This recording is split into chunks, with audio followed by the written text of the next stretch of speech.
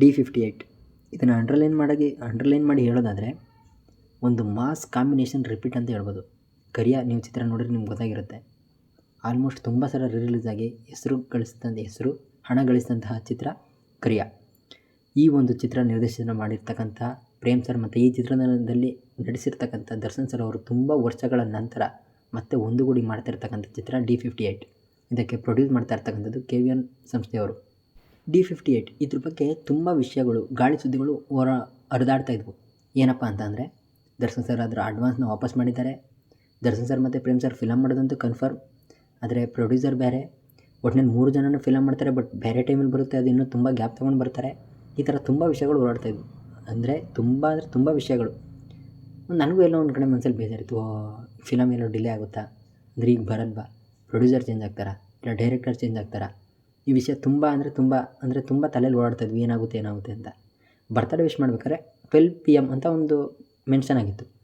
ಆ ಒಂದು 12 PM ಏನು ಹೇಳ್ಬೋದು ಅಂದರೆ D58 ಬಿಟ್ಟು ಬೇರೆ ಅದಾದಮೇಲೆ ತುಂಬ ಫಿಲಮ್ಗಳಾದಮೇಲೆ ಏನಾದರೂ ಮಾಡ್ತಾರೆ ಅನ್ನೋ ಒಂದು ವಿಷಯ ಓಡಾಡ್ತಾಯಿತ್ತು.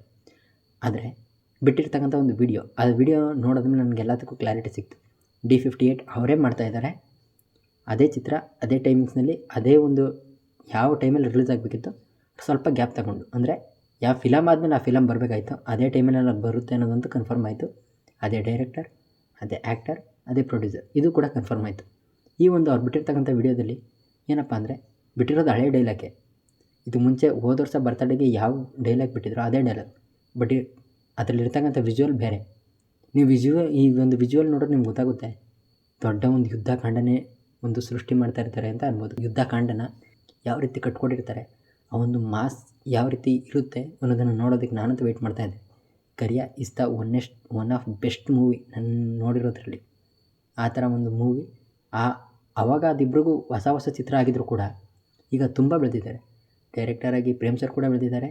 ಒಬ್ಬ ನಟನಾಗಿ, ನಾಯಕ ನಟನಾಗಿ ಆಗಿರ್ಬೋದು, ಆ್ಯಕ್ಟಿಂಗಲ್ಲಿ ಆಗಿರ್ಬೋದು, ಅವ್ರ ನಟನೆ ಯಾವ ರೀತಿ ಇರುತ್ತೆ ಅಂತ ನೀವು ಕಾಟೇರ ನೋಡಿರ್ಬೋದು, ನನ್ನ ಪ್ರೀತಿಯ ರಾಮು ನೋಡಿರ್ಬೋದು, ಸಂಗೊಳ್ಳಿ ರಾಯಣ್ಣ ನೋಡಿರ್ಬೋದು. ಈ ಥರ ಎಲ್ಲ ಒಂದು ಪಾತ್ರನೂ ನಿಭಾಯಿಸ್ಕೊಂಡು ಬಂದಿರತಕ್ಕಂಥ ದರ್ಶನ್ ಸರ್ ಅವರು ಕೂಡ ನಟನೆಯಲ್ಲಿ ಕರಿಯ ಚಿತ್ರ ಅನ್ನು ತುಂಬ ಬೆಳೆದಿದ್ದಾರೆ.